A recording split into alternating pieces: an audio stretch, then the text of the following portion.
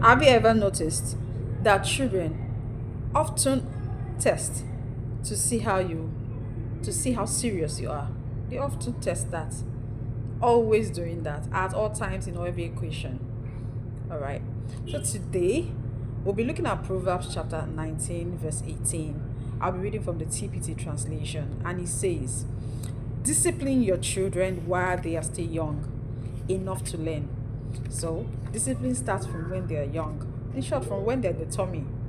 And I read, let me continue before we digress. While they are still young enough to learn, don't indulge your children. Don't indulge them. I repeat, do not indulge them or be swayed by their protest. I'm sure that word protest got you thinking.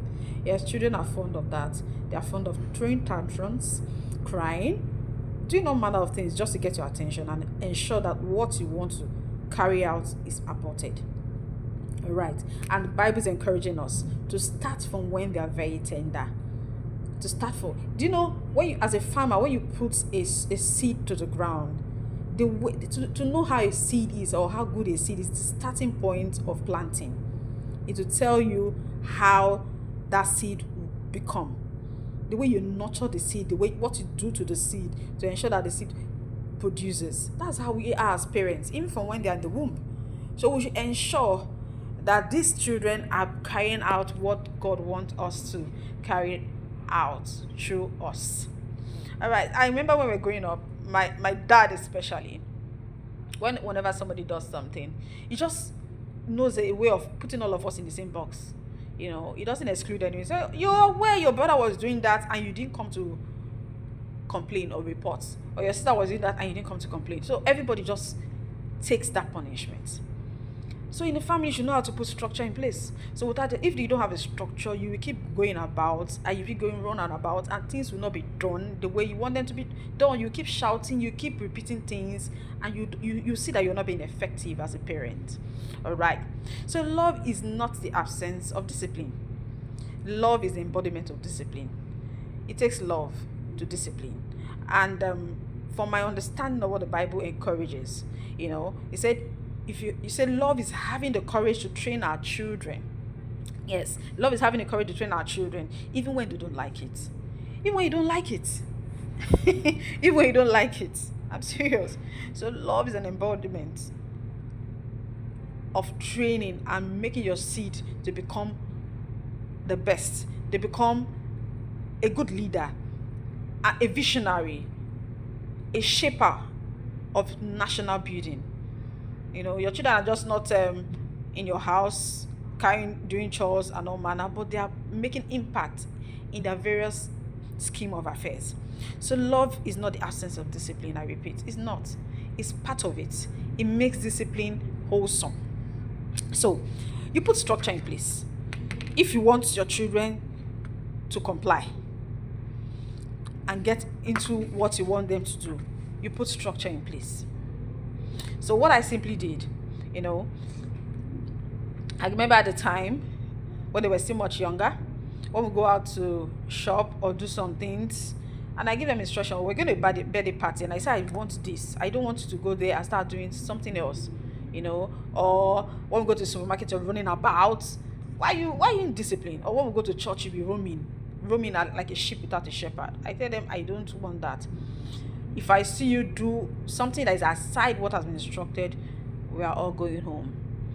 So once I go to the supermarket or we go out to have fun and somebody is breaking that code, I simply tell them we are going home. I don't argue. I don't negotiate. I just simply follow through to what I've already given as an instruction. Why? Because every action has a consequence. And consequence is life's greatest teacher. So I let them know that there's a consequence for every action they take. So everybody follows through. So children are very observant. They quickly discover where a parent is weakest. I'm telling you, they know who is the ally. If the dad and the mom. So as parents, both of you have to come to an agreement. Parents, father and mother should come to an agreement. You should stand your ground as a parent. You should stand your ground and don't let your children know that you are supportive of A and you're not supportive of B. It's a very dangerous ground to be. When daddy says something, as a mother, you concur and say, daddy has already given that instruction. I should be followed through.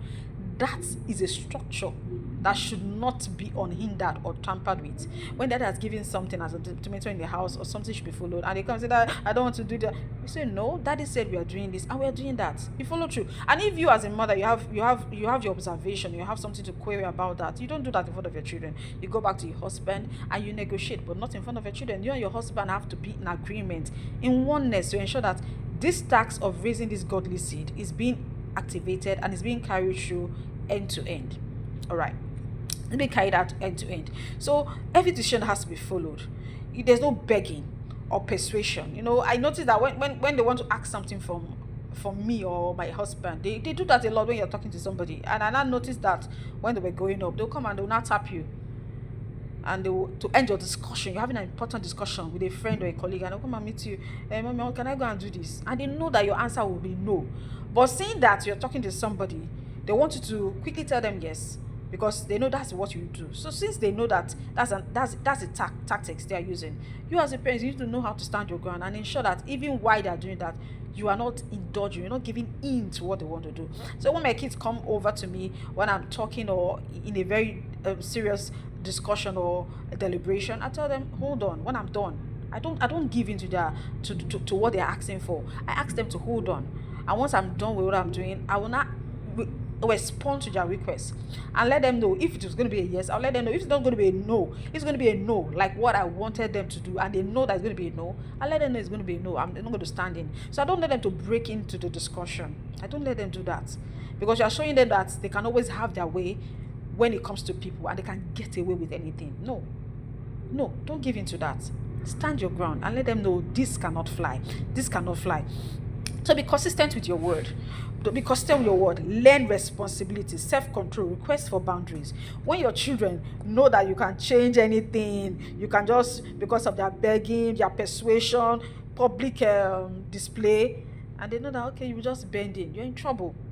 Yes, you're in big trouble, because they now know that whenever they beg you, whenever they say something, what has been set as a structure or as a rule can be bent. Then they know you. They've started bending those things. And then you start having problems. You start having cracks. Which should not be allowed in the first place. You start having cracks, which should not be allowed in the first place. So don't give in to those kind of things. Don't give in to those kind of things. When you know that, be consistent with your word. When you have told them no, let that no still stand. When they say yes, let that yes still stand. And don't give in to what they are saying. You understand? Be consistent with discipline. Don't say this today and tomorrow another thing will come up and you let go. No. Continue with those things that you have said you will do from the beginning. Stay your ground. It doesn't mean you are harsh or unkind. No, there's a structure in place, and you're following that. Everybody knows that that's the structure, and that's what has to be done. Discipline has to be done in love and never in anger, and the goal is for building character rather than simply controlling behavior. That is it. You are building character. You're not controlling their behavior. No, you are making them to know that there's a consequence, there's a reaction for everything you do. Remember that the goal is not to raise obedient children, but you're raising people that are responsible leaders that can take tax tomorrow, even when you're not there. Leaders in government, leaders in the national building. That's what you're raising. You're just raising children that are just obedient. Oh yes, mom, yes, daddy. No, you're making them know there's a consequence for every action. If you do this, there's a consequence. They know. So let them know that these things are in place. It helps to build a home. It helps to do less of talking. So if this remember that the goal is not to raise obedient children, like I said, but to understand that for every choices we make as parents, as individuals, there's consequence. If you go late to school, you'll be punished. So let them know there's a punishment that will come with that consequence. That's why today we have, in our society, we have people that are constituting negligence in the public spaces, constituting negligence in offices, in government parasitas. They come to office anytime they like, but there's no consequence. There's no structure in place that says when you come late, you will have this and this at stake. They do what they like because there's no structure. These are things we should have gotten from home. The norm we should have gotten from home, and we begin to implement them in our various spheres of life to bring excellence. I hope this thing blessed you today. Our family values channel, I hope it's blessing you. If this has blessed you, please share with a parent today so that they will learn how to stand your ground, and they'll learn to continue to build up strong children who portray the nation for better national building, strong leadership. Please subscribe, follow, and share with other parents. Thank you.